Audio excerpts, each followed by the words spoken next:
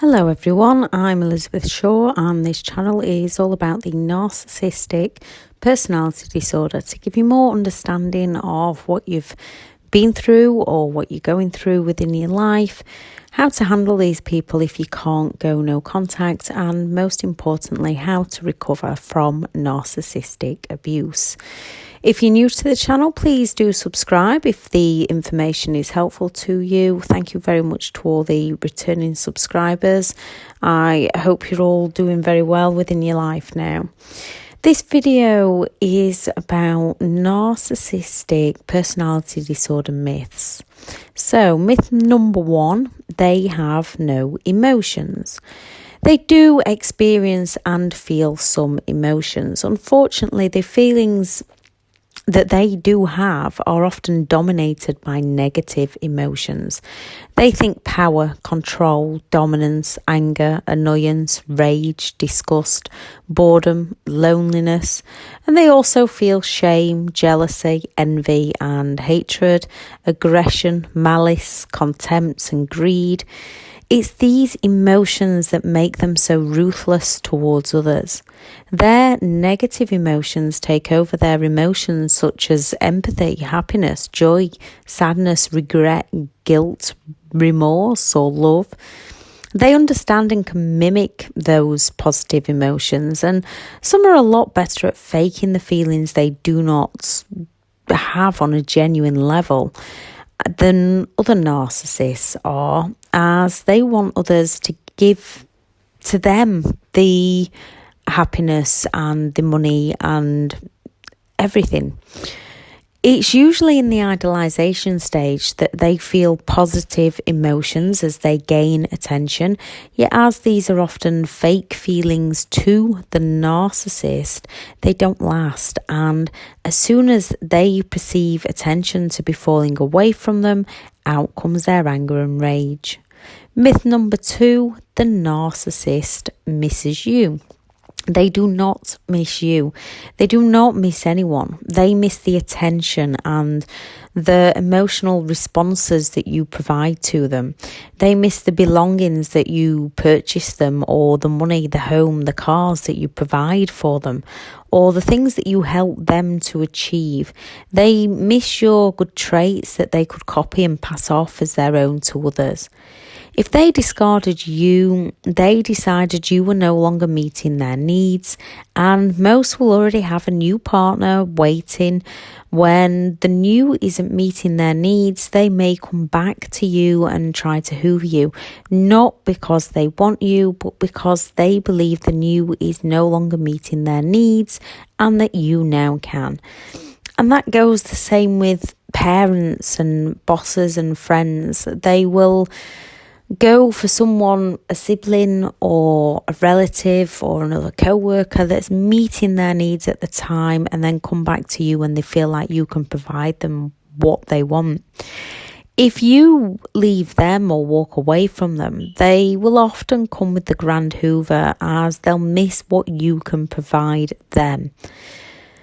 Myth number 3, you reacting and getting angry at them makes them angry. They've actually usually done something in order for you to react, so they can make you feel all those negative emotions that they feel. So they can put themselves back in control and feel powerful again.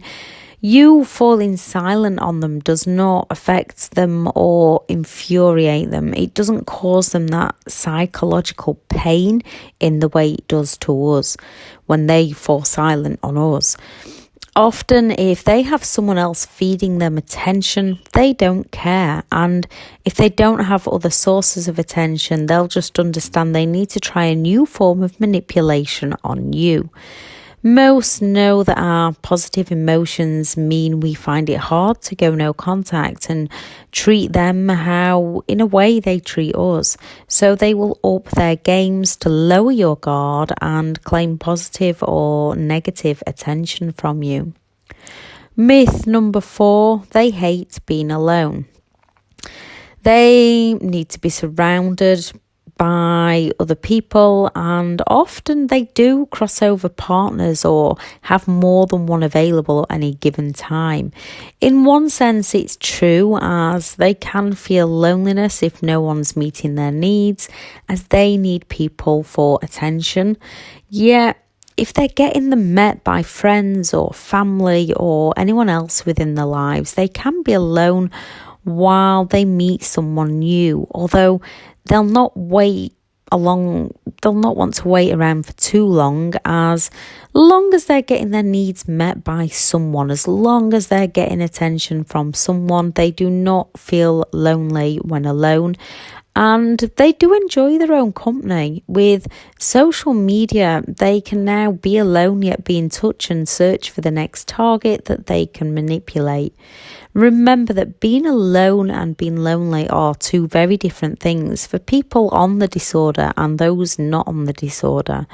You can be with someone and feel so alone, which is often how a narcissist is, but not always. And you can be alone and not feel lonely. So just like when we're with that narcissist, be it a parent or a friend, you can feel lonely when you're in their company.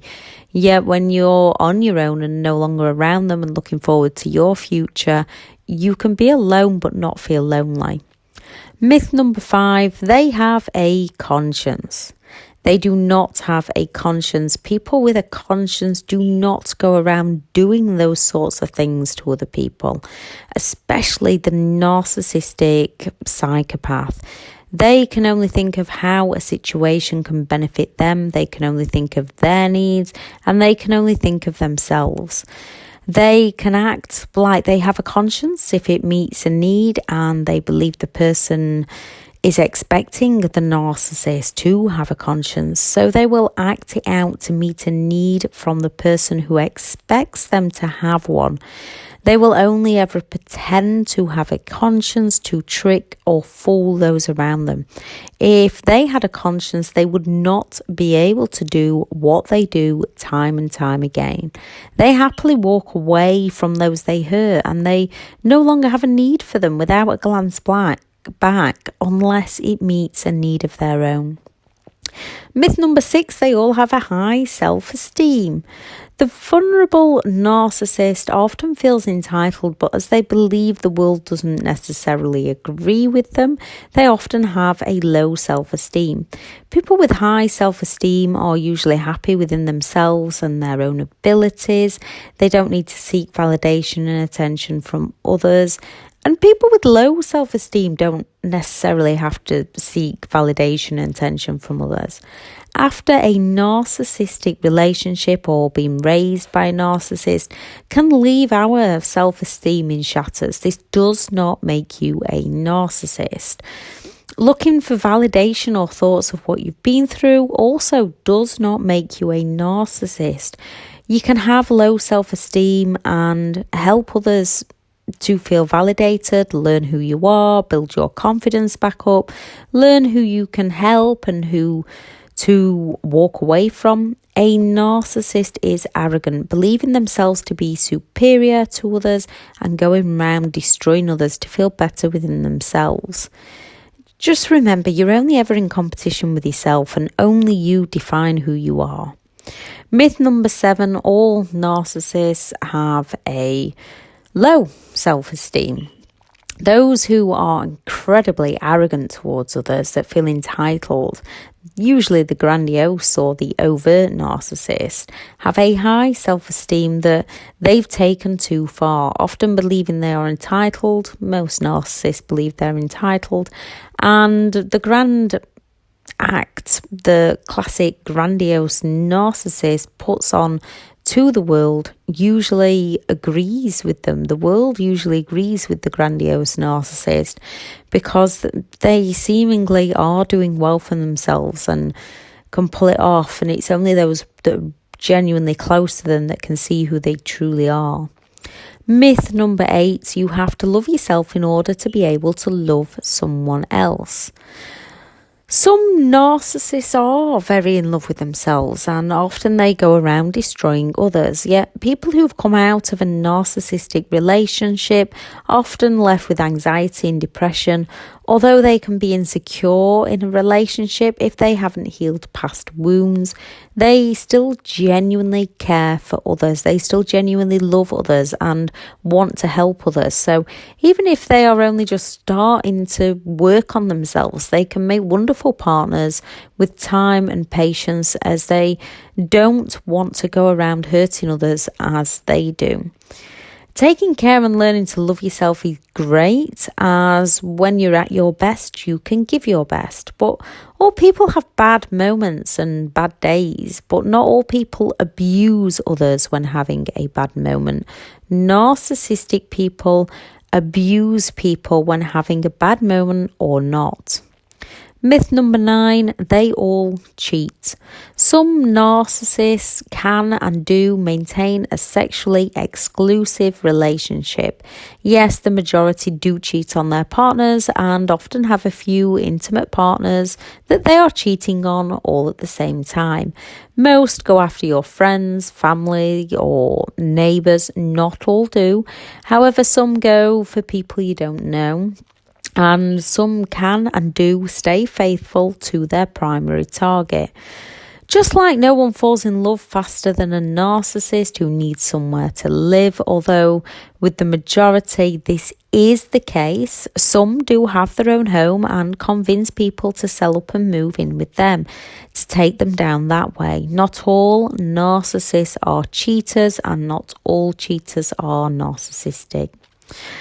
Myth number 10, no empathy. They are lacking in emotional empathy, and psychopaths definitely have no empathy. But when they're lacking in emotional empathy, it means they cannot put themselves in someone else's shoes to feel how that person would feel. They cannot have the understanding of what they are doing to those around them. They often do have cognitive empathy, so they have a thinking ability to understand empathetically, meaning they can think empathetically, they can see how something would make you feel, so they can use that to guilt trip you, to pity play and intimidate you so that you feel guilty or you feel fear and give in to their demands. They just don't have the empathy to care on how you actually feel. Some self-help tips. When around negative or toxic people, we become conditioned to think certain ways, act certain ways. Negativity breeds negativity. The first step in recovery is distancing yourself from negative people. No contact is always best, or limited contact. You cannot change them. It's a big enough job changing ourselves. Then working on your own mindset, undoing all that negative programming takes time and effort from yourself. This becomes easier when you change the I should do this to I must do this, and find reasons to make it a must. If we can find reasons to stay within a toxic relationship, we can find reasons to leave a toxic relationship. And if we can find reasons to be depressed, we can find reasons to be happy. It's just a little bit harder switching it around to those happy reasons, but we can find them. Think about what you truly want from life. Start writing down what you truly want from your life. Feel the emotions you would feel if you already had what you wanted in your life. Take the first step today to take you into the right direction to achieve what you want. First thing in the morning, if you wake up thinking about outside problems, your day tends to head that way. Stop yourself and think about how you want your day to go.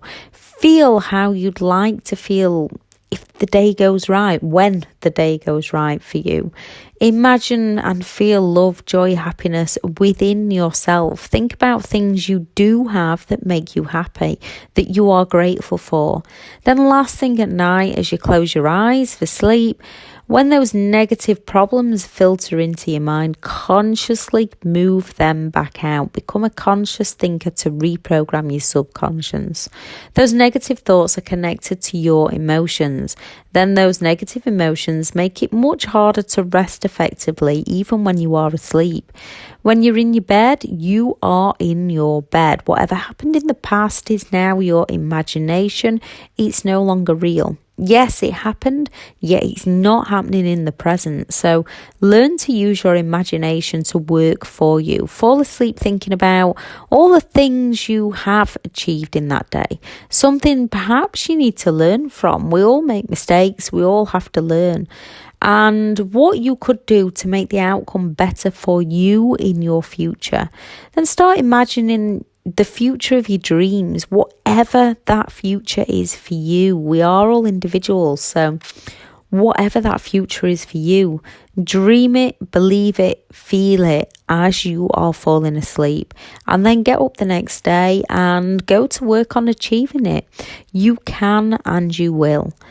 I shall add some videos into the description on how to get a handle of your emotions, because our emotional thinking plays a big part in this kind of relationship and after this kind of relationship.